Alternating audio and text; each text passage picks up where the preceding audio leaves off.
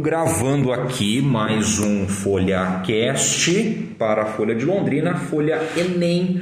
Agora a gente conversa com a professora de Biologia aqui do Colégio Marista de Londrina, a Bárbara Gionco Cano. E o assunto é o Enem, a prova do Enem e a sua relação com a ecologia. Bárbara, obrigado pela sua atenção conosco. A gente sempre conversa com o professor Nilson Douglas Castilho e para esse assunto em específico a gente vai estar conversando com você então. Para a gente começar esse assunto, gostaria que você explicasse então esse conceito de ecologia e como é que o Enem vem trabalhando as diversas frentes de discussão sobre este assunto nas provas dos últimos anos.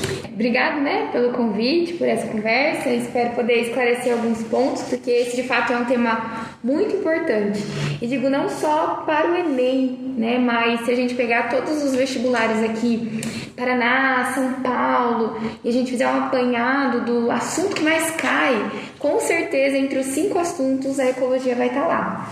Então a ecologia é de fato um assunto muito importante para o Enem, para os vestibulares, que geralmente o pessoal daqui presta, Então tem que ser um assunto que tem que estar de fato na ponta da língua, não pode esquecer. E é um assunto muito amplo, muito diverso, que pode ser muito interdisciplinar. Então a gente pode falar da ecologia à luz da biologia, mas também a gente pode falar da ecologia à luz principalmente da geografia.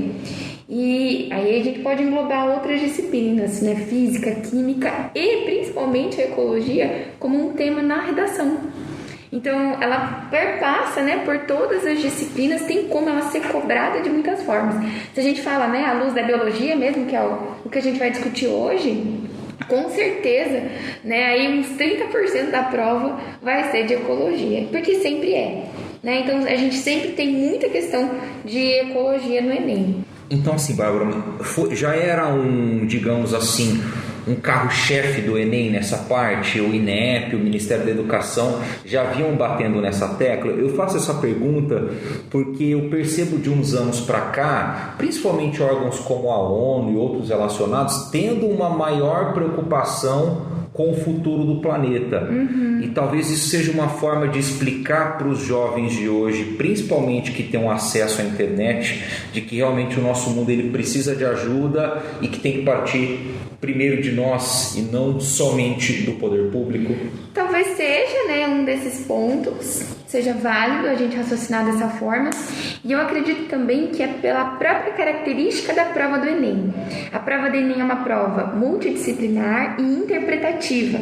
Então, esse tema dentro da biologia, ele abre brecha para que a gente faça esse gancho com muitos outros assuntos. Então, é uma pauta atual e, além disso, é uma pauta fácil da gente trabalhar a multidisciplinaridade, que é um dos carros-chefes do Enem também, E essa multidisciplinar. E eu acho que essa questão multidisciplinar, de o aluno ter a dimensão de que pequenas ações no dia a dia, tanto dele quanto as coisas que estão ao redor, podem ocasionar em algum problema ambiental. Sim. Então, se a gente imagina a poluição dos rios, então tem que imaginar que a minha ação de jogar ali algo, seja descartável ou não, de maneira irregular, aí nós temos a questão do material, que é um plástico, demora muito para se decompor. E, enfim, acaba ocasionando uma poluição que vai voltar para ele de qualquer forma. É um ciclo, Sim, com certeza.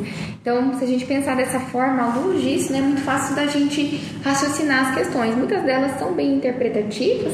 Algumas a gente tem que ter bastante o conteúdo em si consolidado, definições, conceitos, mas a grande parte das questões é dessa maneira que elas são cobradas, Porque a gente pode resumir a ecologia como um estudo da casa. Da casa. Eco, Ecos tem esse prefixo, tem a ver com casa. E logia é o estudo.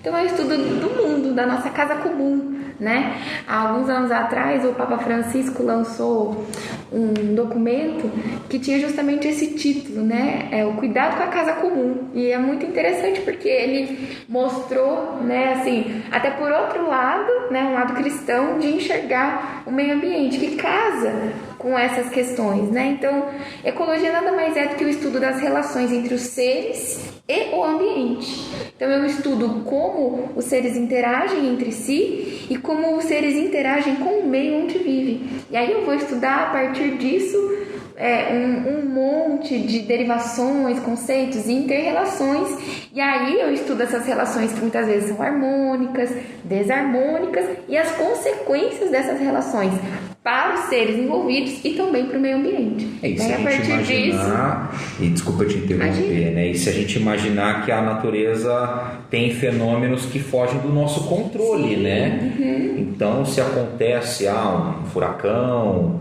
um tsunami, a própria ventania, né, que nós presenciamos aqui hoje em Londrina com queda de árvores, quer dizer, sim, tudo fugiu do nosso alcance e vai ter uma explicação, tudo tem uma justificativa. Sim. E se a gente imaginar problemas mais sérios aí, como a gente está vivendo, aquecimento global, enfim, já entrando nesses pontos, eu acho que é muito válido a forma com que o Enem acaba trabalhando em cima disso. Então, o que dá para a gente pontuar aí dos problemas ambientais e urbanos que mais o Enem acaba colocando nas provas? Eu acho que é bem importante também a gente não perder assim, antes da gente entrar nesse assunto, porque hoje em dia a gente tem, graças ao acesso da informação, que você mencionou muito bem, a facilidade de entender que a ciência ela não é estática.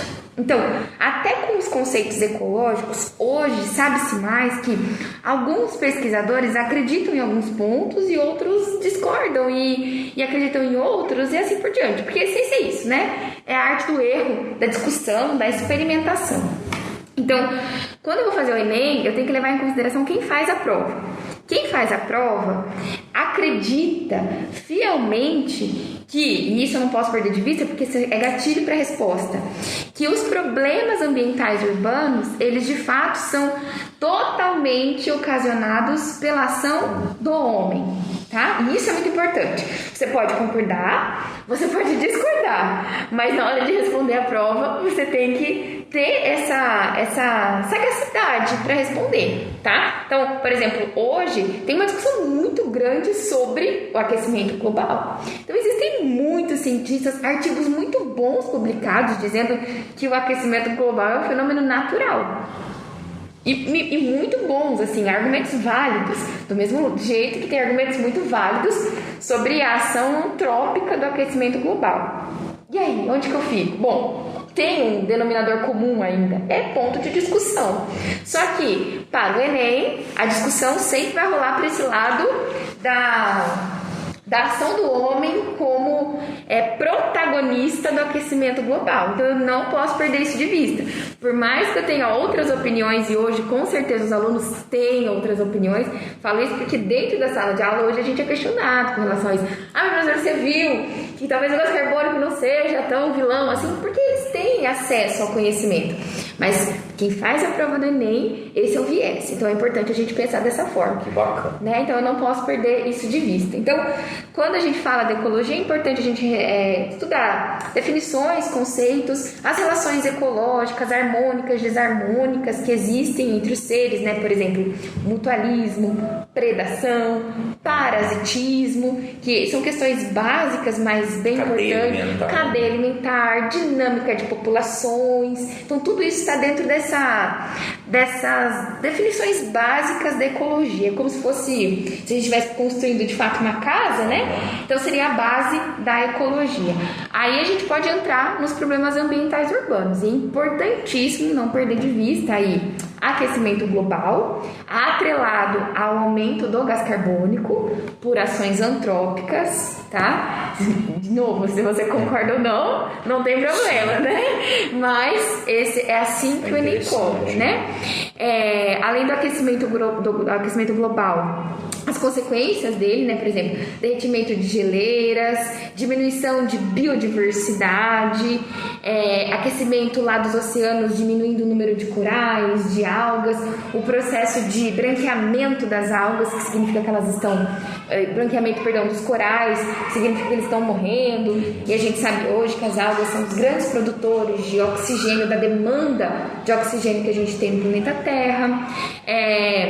Com relação aos centros urbanos, a gente não pode esquecer de mencionar eventos como chuva ácida, inversão térmica, problemas respiratórios derivados disso, né? Asma, bronquite, pneumonia, a facilidade da transmissão de doenças, principalmente virais, nesses ambientes. E até também doenças que vêm de uma má condição sanitária, né? Isso. Se a gente imaginar anos atrás, nem até um século atrás, né? Essas más condições sanitárias vinham malária, outras doenças, febre amarela, por quê? Pela falta de saneamento básico. Sim, que é outro ponto muito importante na prova do Enem, as doenças, principalmente as parasitoses.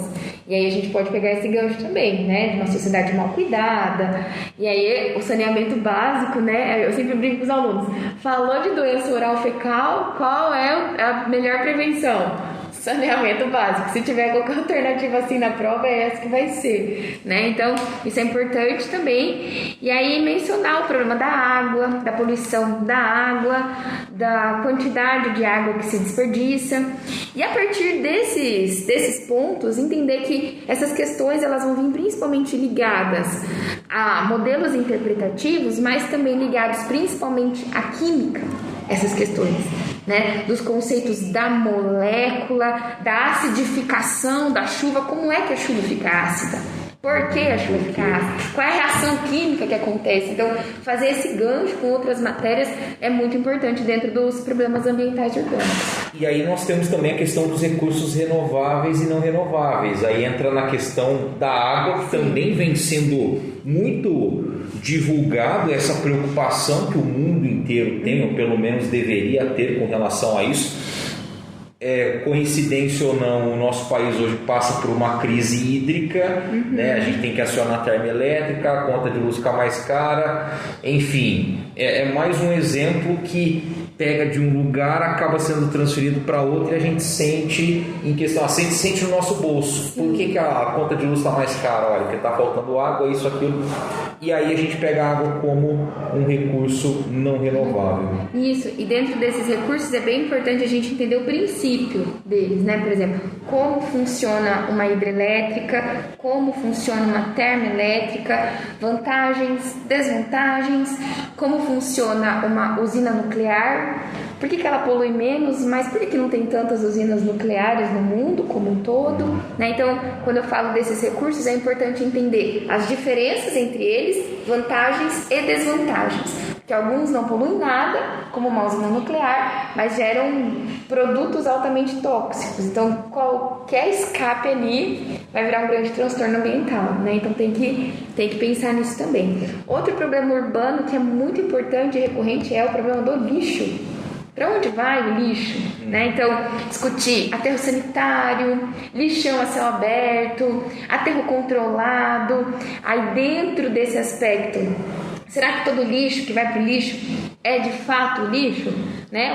Ou os resíduos estão sendo separados? Aí a gente pode discutir reciclagem, produtos da reciclagem, o que eu posso reciclar, o que eu não posso. O Brasil faz uma boa compostagem, separa o material orgânico, recicla muito.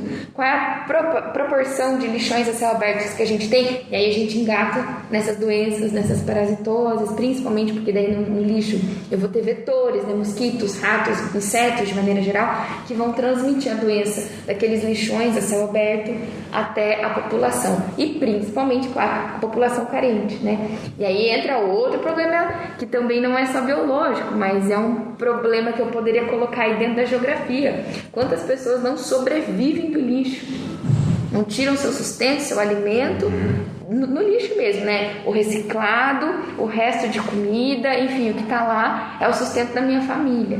E aí a vinculação de doenças, aí a gente vê o problema também, igual você mencionou, do saneamento básico, né? E aí a gente tem claramente que a ecologia ela está totalmente ligada à cidadania, né? Se você ter noções de como minimizar os impactos das minhas ações para o mundo, eu vou estar tendo uma grande ação de cidadania. Se todos nós nos juntássemos, cooperasse, as coisas poderiam ser diferentes. Achei bacana esse ponto de vista quanto a isso. Então, para a gente até finalizar, Bárbara, na questão da prova, então, para reforçar, o Enem ele sempre vai pender para um lado que essas ações elas são derivadas de ações antrópicas, não pode perder isso de vista, tá? Então, por mais que nós hoje tenhamos pontos de vista diferentes, para o Enem é sempre uma ação antrópica.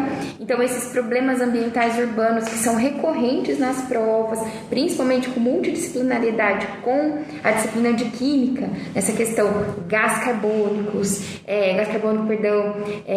compostos de enxofre, sulfurosos, enfim, tudo isso está relacionado à queima de combustíveis fósseis, degradação das florestas, queima da madeira e assim por diante, né? Então isso eu não posso perder de vista. Não perder de vista também o estudo dos conceitos do que é o mutualismo, exemplos clássicos de mutualismo, predação, parasitismo, protocooperação e assim por diante.